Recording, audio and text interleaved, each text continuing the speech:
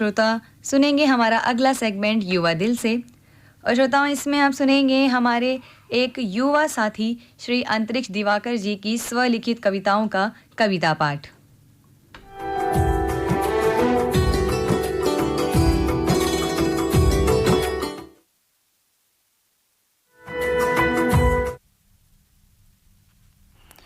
नमस्कार साथियों, आज मैं आप लोगों के लिए अपनी कुछ कविताएं लेकर आया हूं जो कि अलग अलग विषयों पर है। तो चलिए शुरू करते हैं हम सबको जन्म देने वाले, इस दुनिया में लाने वाले पिता से। कि याद करो तुम्हारे बचपन का सबसे पहला सुपर हीरो, याद करो तुम्हारे बचपन का सबसे पहला सुपर हीरो। वो तुम्हारे पिता ही थे जिनके साथ होने पर कोई डर तुमको डरा नहीं सकता था। एक बार तो हम सबको लगता था कि खुदा भी अगर लड़ जाए तो वो मेरे पापा को हरा नहीं सकता था। हाँ, ये सच है कि दुनिया के हर पिता को अपना बेटा और बेटे को अपना बाप अपने से कम समझदार लगा है। कि हाँ, ये सच है कि दुनिया के हर पिता को अपना बेटा और बेटे को अपना बाप अपने से कम समझदार लगा है। मगर यही वो रिश्ता है जो सबसे कमज़ोर होकर भी सबसे मजबूत होकर खड़ा है। पिता वो गीतकार है जिसका सबसे प्यारा गीत तुम हो। पिता वो गीतकार है जिसका सबसे प्यारा गीत तुम हो। माँ ने वो गीत गाया तो सब झूम गए, कि माँ ने वो गीत गाया तो सब झूम गए, लेकिन हर लेखक की तरह उस लिखने वाले को भूल गए। तुम सोचते हो कि तुम्हारे पापा तुमसे ज़्यादा स्टाइलिश नहीं लगते, मगर उनके नूर के आगे तुम तिनका भर भी नहीं जचते। ज़रा बैठो और पूछो अपने पिता से, कि ज़रा बैठो और पूछो अपने पिता से, वो भी हमेशा से ऐसे नहीं थे। वो भी कभी जवान थे, उनके भी कॉलेज और स्कूल के किस्से कई थे। वो भी यार दोस्तों के साथ नुक्कड़ की चाय पीते थे। वो भी रातें दोस्तों के साथ आवारगी में बिताते थे। कोई लड़की कभी उनकी भी दीवानी थी। वो भी हाथों में गुलाब लेकर किसी से मिलने जाते थे। अगर भगवान का कोई अवतार होता तो वो शायद पिता के जैसा दिखता। नहीं तो कौन हमारे सपनों को पूरा करने में अपनी चप्पलों को घिसता। सपने देखने और शौक़ रखने जिसने कब के छोड़ दिए हैं, कि सपने देखने और शौक़ रखने जिसने कब के छोड़ दिए हैं, वो अब सिर्फ तुम्हारी खुशियों के लिए जीता है। बलिदान का दूसरा नाम पिता है। और बलिदान भी इतने हैं कि तुम गिनते हुए थक जाओगे। सोच के देखो क्या होता है पिता होना, कि सोच के देखो क्या होता है पिता होना। सोचोगे तो शायद डर जाओगे। आसान है उनसे ये कहना कि पापा आप मुझे समझते नहीं, आपसे कुछ नहीं होता। आसान है उनसे ये कहना कि पापा आप मुझे समझते नहीं, आपसे कुछ नहीं होता। मगर सोच के देखो अगर पिता नहीं होते तो तुम्हारा क्या होता। तुम महफूज हो क्योंकि तुम्हारे सिर पर उनका हाथ है। तुम महफूज हो क्योंकि तुम्हारे सिर पर उनका हाथ है। तुम्हें डर नहीं किसी का जब तक तुम्हारे पापा तुम्हारे साथ हैं। आवाज़ लगाने पर तुम्हारे वो सबसे पहले दौड़ाएंगे। आवाज़ लगाने पर तुम्हारे वो सबसे पहले दौड़े आएंगे। वैसे तो वो रोते नहीं कभी पर तुम्हें तकलीफ़ में देखा तो हाँ, शायद वो रो जाएंगे। तुम कितने बड़े हो जाओ, चाहे पूरी दुनिया जीत जाओ, मगर अपने पिता से ऊंचे ना हो पाओगे। कि तुम कितने बड़े हो जाओ, चाहे पूरी दुनिया जीत जाओ, मगर अपने पिता से ऊंचे ना हो पाओगे। तुम्हारा सुकून कमाने में जो हाथों में छाले पड़े, वो छाले कहाँ से लाओगे। ये तो मुट्ठी भर उदाहरण है। मुमकिन नहीं कागज़ पे गिनवाना उनके सारे एहसान।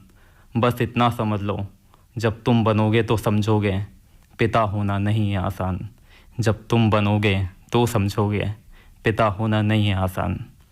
और इसी के साथ मैं आपको ले चलता हूँ अपनी दूसरी कविता की तरफ, जो है महिलाओं के सम्मान में, नारी के सम्मान में। कविता का शीर्षक है वो नारी है जिसका जीवन संघर्ष भारी है। वो जो कभी माँ, कभी बहन, तो कभी पत्नी का फ़र्ज़ निभाती है, वो नारी है।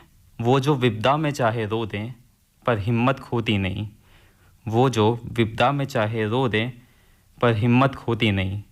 मासूम भले ही हो पर कमज़ोर वो होती नहीं। वही जगत जननी, वही सबकी पालनहारी है, वो नारी है। जिसके सपने टूट जाते हैं अपने बच्चों को पालने में, कि जिसके सपने टूट जाते हैं अपने बच्चों को पालने में, जो ज़िंदगी बिता देती है पराए घर में खुद को ढालने में। न जाने एक साथ वो कितने किरदार निभाती है, वो नारी है। जिनके लिए समाज ने अलग नियम निकलवाए हैं, कि जिनके लिए समाज ने अलग नियम निकलवाए हैं, घूंघट बुर्खे बस इनके लिए बनवाए हैं। कोई मर्द अगर कमज़ोर हो तो उसे चूड़ी पहनने का ताना दिया जाता है। ज़रूरत पड़ने पर वही चूड़ियाँ लक्ष्मीबाई की तलवार बन जाती हैं, वो नारी है। जिम्मेदारी का पहाड़ आदत है जिसको अपने सिर लेने की, कि जिम्मेदारी का पहाड़ आदत है जिसको अपने सिर लेने की, फुर्सत नहीं जिसको अपने लिए जीने की। समझदारी के बोझ से ना जाने कब बचपन में ही बड़ी हो जाती है, कि समझदारी के बोझ से ना जाने कब बचपन में ही बड़ी हो जाती है, वो नारी है। कि एक ज़माना था जब इनको देवी कहा करते थे, वो समय अलग था जब शिव, पार्वती और राम सिया को इज्जत दिया करते थे। पर इस कलयुग में वो वेश्यों का कभी शिकार भी बन जाती हैं, वो नारी है। बालपन से जिनको घर गृहस्थी का ज्ञान दे दिया जाता है, बालपन से ही जिनको घर गृहस्थी का ज्ञान दे दिया जाता है, खिलौनों को तोड़ने की उम्र में घर सजाना सिखा दिया जाता है, पीड़ाएं काफ़ी सहती हैं और फिर मजबूत बन जाती हैं, वो नारी है। इसी के साथ अब हम थोड़ी बात करते हैं पर्यावरण की। पर्यावरण जो कि हमारी और पूरे विश्व की ज़रूरत भी है और अब एक समस्या भी बन चुका है। इसको समस्या बनाने वाले भी हम लोग ही हैं। आइए मेरी इस छोटी सी कविता के माध्यम से देखते हैं कि हम पर्यावरण को किस तरह से बर्बाद कर रहे हैं और पर्यावरण हमारे लिए कितना ज़रूरी है। मेरी कविता का शीर्षक भी यही है, पर्यावरण। हरी भरी जो है धरती वो ही जीवन दाता है, हरी भरी जो है धरती वो ही जीवन दाता है, इसको हरा बनाए रखना कर्तव्य हमारा है। पेड़ पौधों को काटोगे तो जीवन खत्म हो जाएगा, कि पेड़ पौधों को काटोगे तो जीवन खत्म हो जाएगा, ना कोई जीव बचेगा ना इंसान बच पाएगा। इमारत बनाकर बड़ी बड़ी जंगल हमने काट दिए, कि इमारत बनाकर बड़ी बड़ी जंगल हमने काट दिए, अपने चंद लालच से कुदरत के कितने अंग उजाड़ दिए, कि अपने चंद लालच से कुदरत के कितने अंग उजाड़ दिए। लालच का दानव इंसानों पर है, प्रदूषण कितना बड़ा। रक्षा करो उस कुदरत की, वही हमारी अन्नदाता है, कि रक्षा करो उस कुदरत की, वही हमारी अन्नदाता है, इसको हरा बनाए रखना कर्तव्य हमारा है।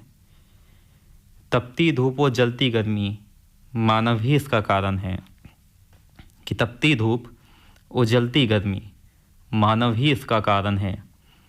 पेड़ लगाना और पर्यावरण बचाना बस यही इसका निवारण है, कि तपती धूप और जलती गर्मी मानव ही इसका कारण है। पेड़ लगाना और पर्यावरण बचाना बस यही इसका निवारण है। सुधरे नहीं अगर अब भी हम तो ना साफ पानी बचेगा, शुद्ध हवा भी नहीं बच पाएगी, कि सुधरे नहीं अगर हम अब भी तो ना साफ पानी बचेगा, शुद्ध हवा भी नहीं बच पाएगी, ना बचेगा कोई जीव जंतु, मनुष्य प्रजाति भी खत्म हो जाएगी। जल भी दूषित होगा जो ऐसे, मिट्टी सारी बंजर हो जाएगी, कि जल भी दूषित होगा जो ऐसे, मिट्टी सारी बंजर हो जाएगी, ना अनाज उगेगा फिर, ना भूख शांत हो पाएगी।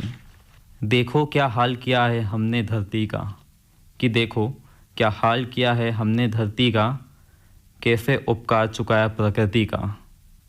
हालात बदतर हो रहे हैं, कुछ भी अब ठीक नहीं, हालात बदतर हो रहे हैं, कुछ भी अब ठीक नहीं, आने वाला प्रलय अब और ज़्यादा दूर नहीं। जो शुद्ध जल होता था कुओं और नहरों में, जो शुद्ध जल होता था कुओं और नहरों में, वो अब बोतलों में बिकता है। कि जो शुद्ध जल होता था कुओं और नहरों में, वो अब बोतलों में बिकता है। वो हरी भरी सी दुनिया, वो पहाड़ और ठंडी हवा, कि वो हरी भरी सी दुनिया, वो पहाड़ और ठंडी हवा, ऐसा नज़ारा अब आसानी से कहाँ दिखता है। सोच लो नहीं तो पानी की तरह शुद्ध हवा भी बिकती देखोगे। कि सोच लो नहीं तो पानी की तरह शुद्ध हवा भी बिकती देखोगे।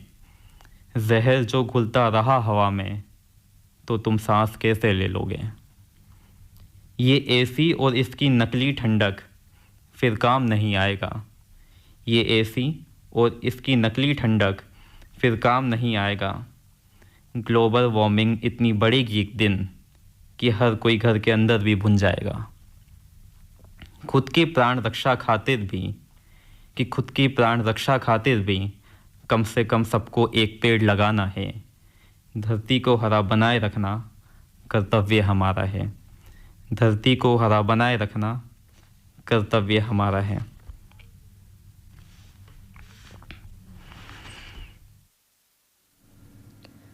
अभी हमारे श्रोता सुन रहे थे श्री अंतरिक्ष दिवाकर जी की स्वलिखित कविताओं का कविता पाठ।